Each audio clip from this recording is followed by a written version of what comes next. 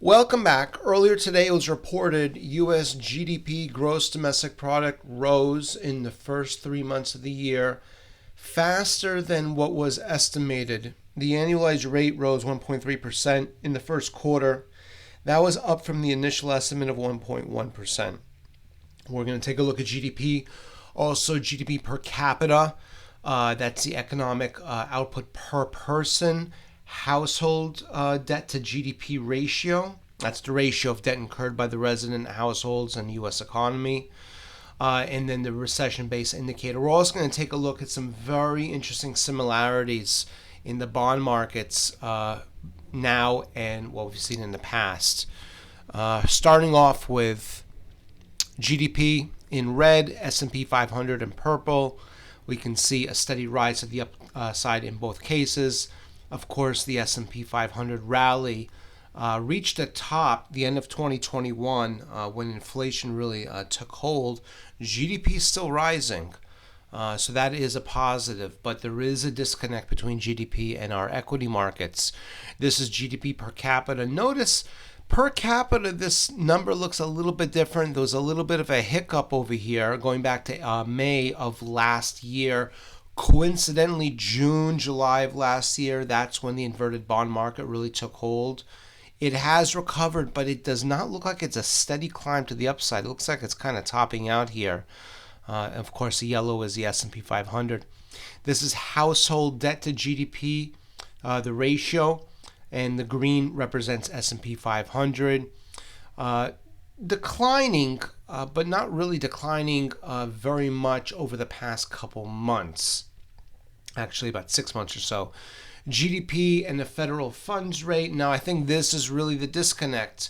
Essentially, the black line, that's the federal funds rate, the interest rates. Now, that goes up normally under strong economic conditions. However, now, federal funds rates going up as a result of the Federal Reserve raising rates to combat inflation, despite a lack of real growth. Now, I know today's GDP numbers are a little bit better than expected, but really a 1.3% growth, historically speaking, is not a huge win. This is the GDP recession index, and essentially alerts us to recessionary conditions in the marketplace, but it is a little bit of a lagging indicator. The last huge spike we saw up was 2019-2020. It's trending near the lower end, although interestingly enough, it is not on the lowest point. It is a little bit higher. Now, if we see this breach above the 60% level, that would indicate a recession has taken hold, but I would be more aware of any pop-up even before we hit the 60% level or 67% level. Now, this is really interesting. Take a look at the red line. That's the 1-month T-bill, which we've been talking about quite a bit lately. The blue line's a 10-year bond, treasury bond. Black histogram bars in the background, that's the federal funds rate. Now, federal funds we know have been rising over time. This chart goes back to August of last year. Now, the blue line, the 10-year bond, think of that as a long-term economic outlook, at least from the perspective of the bond market and all those who participate in the bond market. The red line, the 1-month T-bill, that yield really reflects the current sentiment. Where do we stand now? Do we think the Federal Reserve is going to raise interest rates further? Or is it possible that they're going to start to cut rates? Well, we saw a huge turnaround to the downside April, just about a month ago, April, when the 1-month T-bond fell down to 336. Well, we had GDP numbers, we had durable goods, we had non-farm payrolls, number of different economic reports. The collective result of all of these reports was that the bond market says, hey, Federal Reserve is probably going to continue to raising interest rates at least into the near-term future. Today's GDP number also gives the Federal Reserve more license to do so because there's a balance that the Fed must straddle. We need to raise interest rates to combat inflation, but we can't raise rates too much. That way it will damage the economy. Well, the GDP report shows us, hey, there's growth. Federal Reserve, go ahead, raise rates some more. Tomorrow, we're going to get some inflationary numbers, and that'll add some further weight as far as whether the Federal Reserve needs to continue to raise interest rates. But notice the huge spike up in the red line, the 1-month T-bill, I should say. That shows us the expectation of current and future interest rate hikes. Now, historically speaking, let's go back to 2007. Blue line is the 10-year bond. The yellow background area chart, that is the S&P 500. The red line is the T-bond, the 1-month T-bond. Now, economy was strong, 2003, 4, 5, and 6. We see the 10-year bond slowly trending higher, as did the stock market. The 1-month T-bond is rallying up until we reach a point that we see an inverted bond market. Now the T-bond is above the blue line. That shows us that the market and the economy really has kind of, for lack of better words, have really gotten away from us. And this is the crossover that shows us that things are so good, maybe they're a little too good. That inverted bond market, the beginning of that was July 06.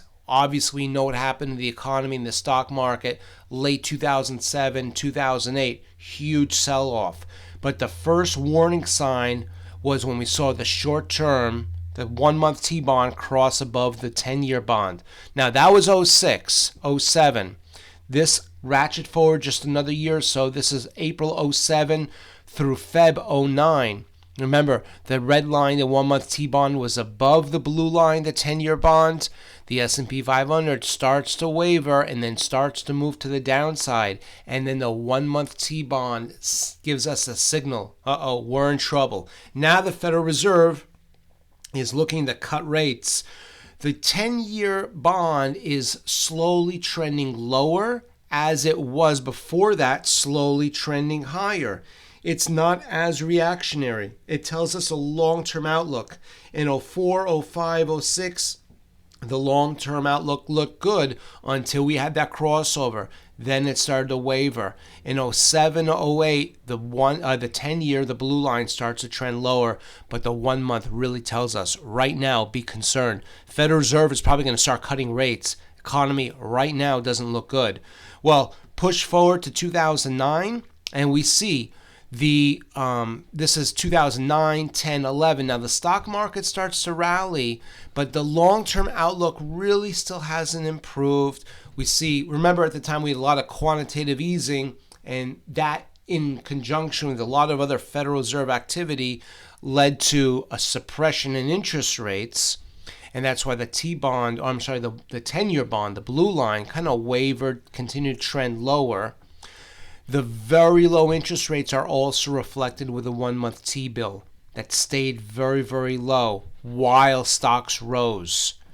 Well, fast forward to 2016, 2017. Now we see, once again, a strong stock market. The 10-year bond, the blue line, is trending higher. The 1-month T-bill is rallying higher as well. And then, all of a sudden, we see a crossover, the beginning of an inverted bond market. Again, that's when the market really kind of got ahead of us. Now, very interesting how we see this rally up and the T-bill chased up to the 10-year and crossed over as it did in 06, 2006, 2019. It's the same pattern. 2006 again, the T-bill runs up and crosses over the 10-year bond. 2019, T-bill runs up and crosses over. Now, obviously, we know what happened 2019, 2020. Huge market sell-off. It was very fast, to be sure, but it was also in conjunction with some uneasy market conditions. Well, pushing forward again, what do we have now? 2020, 2021. The T-bond, based on very low interest rates, hugging right near the bottom. This chart looks very similar to what we saw 2010, 11, 12. The red line, the T-bill, right at the bottom. 2021, the T-bill right at the bottom. 2010, 11, 12, well, the 10-year bond's kind of wavering. Well, the 10-year bond at this point is still rallying higher. That was as a result, in part, of higher interest rates. Now, Fast forward to present day, what do we see here? The blue line, the 10-year bond, is now starting to waver, as I would argue it looked like it was in 2016. See how the blue line is kind of wavering to the downside? Well, it looks pretty similar to what we have now. In 2016, we had this huge crossover. The T-bill runs up against and over the 10-year bond, and then everything turned south.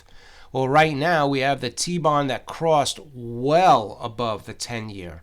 So far, we haven't headed south. But other than that, the market behavior is extremely similar, I would argue, 2016. And also, there's other parallels that we've drawn in the past to 2006 as well. Notice the massive inversion now. And that really is, I think, the takeaway from all this. The 1 month T-bill right now is at a 567 yield.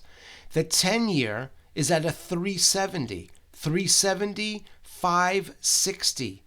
That's almost 200 basis points, almost exactly 2 percentage points, the T-bill above the 10-year. In 2016, 2019, there was at the most maybe a 50 basis point inversion at that point, when the T-bill was at a 2% and the 10-year was like at a 1.6. We could even go back to 2006.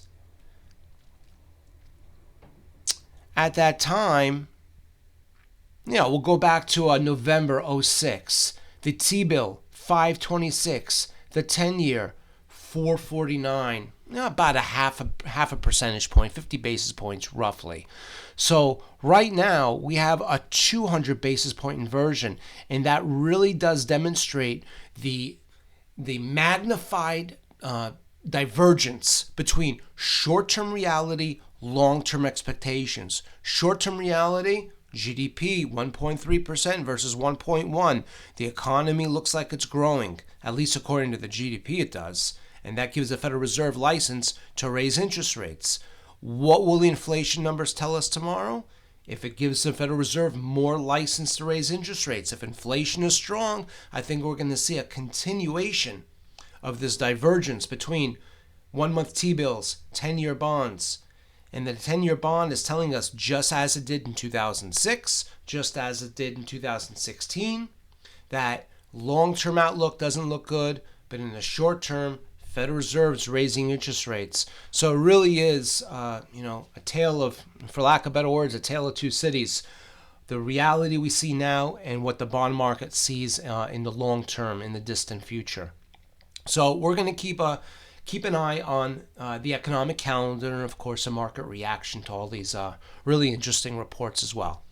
We hope this has been helpful. We look forward to seeing you back soon.